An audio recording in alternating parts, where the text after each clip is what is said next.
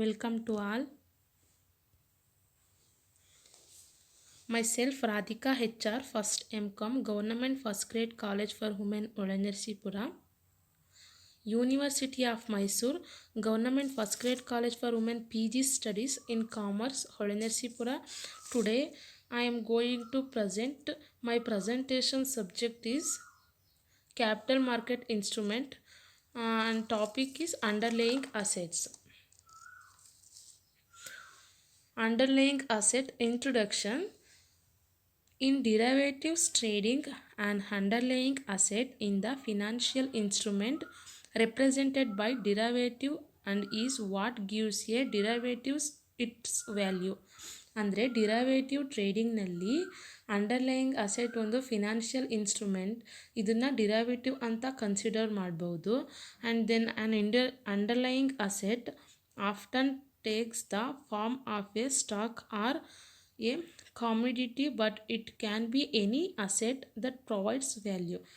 ಅಂದರೆ underlying ಅಸೆಟ್ನ stock R community ರೂಪದಲ್ಲಿ ತಗೋಬೋದು, ಆದರೆ ಇದು ಯಾವುದೇ ಒಂದು ಅಸೆಟ್ ವ್ಯಾಲ್ಯೂ ಆಗಿ ಪ್ರೊವೈಡ್ ಮಾಡಬೇಕಾಗುತ್ತೆ. Next, meaning of underlying assets. The underlying asset is defined as the asset on which the financial instruments such as derivatives are based, and the value of the underlying asset is indirectly or directly related to the contracts of the derivatives. They are always traded on the cash markets, whereas the derivatives derived from them are traded on the derivatives segment are the future market. ಅಂದರೆ derivatives ವ್ಯಾಲ್ಯೂನ ಯಾವ asset ಯಾವ financial instrument represent ಮಾಡುತ್ತೋ ಅವುಗಳನ್ನ underlining asset ಅಂತ ಕರಿತೀವಿ. ಹಾಗೂ ಡಿರವೇಟಿವ್ಸ್ನ value, ಆ derivatives ಯಾವಾಗಲೂ ಅಂಡರ್ಲೈನಿಂಗ್ ಅಸೆಟ್ ವ್ಯಾಲ್ಯೂ ಮೇಲೆ ಬೇಸ್ಡ್ ಆಗಿರುತ್ತೆ. ಅವುಗಳನ್ನ ಯಾವತ್ತು ಕ್ಯಾಶ್ ಮಾರ್ಕೆಟ್ ಆರ್ ಫ್ಯೂಚರ್ ಮಾರ್ಕೆಟಿಂದ ಬಂದಿರೋ ಡಿರವೇಟ್ ಸೆಗ್ಮೆಂಟ್ ಅಂತ ಹೇಳ್ಬೋದಾಗಿರುತ್ತೆ. Next, definitions of underlying assets. The underlying is a fundamental concept in derivatives trading because it allows investors to speculate risk and purchase options to limit the downside risk of future stock price movements. In addition, it represents the component of the agreement that provides value of the contract. ಅಂದರೆ underlying asset ಡಿರವೇಟಿಂಗ್ ಟ್ರೇಡಿಂಗ್ನಲ್ಲಿ ಒಂದು fundamental concept ಆಗಿರುತ್ತೆ.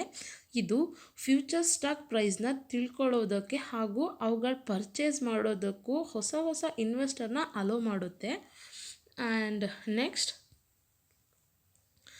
Underlying asset ಯಾವ್ಯಾವುದು ಅಂತ ಹೇಳ್ಬೋದು ಅಂದರೆ commodities and like castor seeds, grain, coffee, guar, pepper, potatoes, and next precious metals, gold, silver, and then interest rates and common shares or stocks, and stock index value like NSE, Nifty, Sensex, and next currency, and the underlying is a derivative is an asset basket of asset index or even another derivative such that the cash flows of the former derivative depend on the value of the underlying. ಅಂದರೆ ಡಿರವೇಟಿವ್ನ underlying asset ಆಗಿರೋದ್ರಿಂದ derivatives ಆ ಅಸೆಟ್ನ value ಮೇಲೆ depend ಆಗಿರುತ್ತೆ.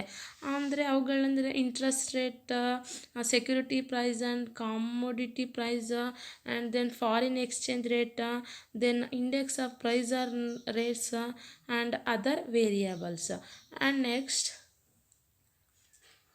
types of underlying assets.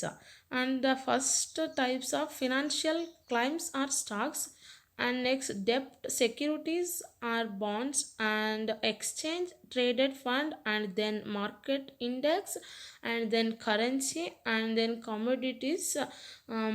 These are all underlying asset types. Advantages of underlying assets. Certain variants of underlying asset such as stock are highly marketable in nature. ಅಂದರೆ underlying asset highly marketable ನೇಚರ್ನ ಹೊಂದಿರುತ್ತೆ. And then they have an organised financial market that promotes liquidity and exchange of securities between different parties involved. ಅಂದರೆ ಇದು ಒಂದು organisation financial ಮಾರ್ಕೆಟ್ನ ಒಳಗೊಂಡಿದ್ದು ಮತ್ತು ಇದು ಸೆಕ್ಯೂರಿಟೀಸ್ ಆ್ಯಂಡ್ ಲಿಕ್ವಿಡಿಟೀಸ್ನ ಡಿಫ್ರೆಂಟ್ ಪಾರ್ಟೀಸ್ ನಡುವೆ ಎಕ್ಸ್ಟೆಂಡ್ ಮಾಡ್ಕೊಳ್ಳೋದಕ್ಕೆ ಹೆಲ್ಪ್ ಮಾಡುತ್ತೆ ಇದು. Next, disadvantages of underlying asset. The performance of underlying asset has to be monitored periodically to reduce and curb any potential risk associated with these assets. ಅಂದರೆ underlying ಅಸೆಟ್ಸ್ನ ಪಿರಿಯಡಿಕಲಿ ಆಗಿ monitor ಮಾಡೋದ್ರಿಂದ potential risk create ಆಗುತ್ತೆ, ಅಂದರೆ risk create ಆಗುತ್ತೆ. Next, each types of underlying assets possess a specific risk. The stock and commodities bear investment risk, whereas the bond bear default risk and counterparty risk. ಅಂದರೆ ಇದು ಎಲ್ಲ ರೀತಿಯಾದ underlying ಅಸೆಟ್ನ specific ರಿಸ್ಕ್ನ ಇದು ಒಳಗೊಂಡಿರುತ್ತೆ. And next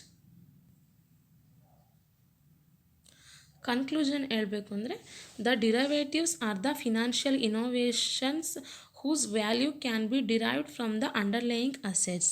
ಅಂದರೆ derivatives financial innovation ಆಗಿರೋದ್ರಿಂದ ಡಿರೈವೇಟಿವ್ಸ್ನ ವ್ಯಾಲ್ಯೂನ ಅಂಡರ್ಲೈಯಿಂಗ್ ಅಸೆಟ್ ಬೇಸಾಗಿ ಇಟ್ಕೊಂಡು ಹೇಳ್ಬೋದಾಗಿರುತ್ತೆ.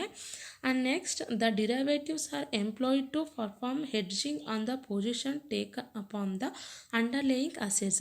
ಅಂದರೆ ಅಂಡರ್ಲೈಯಿಂಗ್ ಅಸೆಟ್ನಲ್ಲಿ ಎಂಪ್ಲಾಯೀಸ್ ಪರ್ಫಾರ್ಮೆನ್ಸ್ನ ಹೆಡ್ಜಿಂಗ್ನ ಈ ಒಂದು ಅಂಡರ್ಲೈಯಿಂಗ್ ಅಸೆಟ್ ಬೇಸ್ ಮೇಲೆ ಅಸೈನ್ ಮಾಡ್ಬೋದಾಗಿರುತ್ತೆ ಅಂತ ಹೇಳ್ಬೋದು. And next,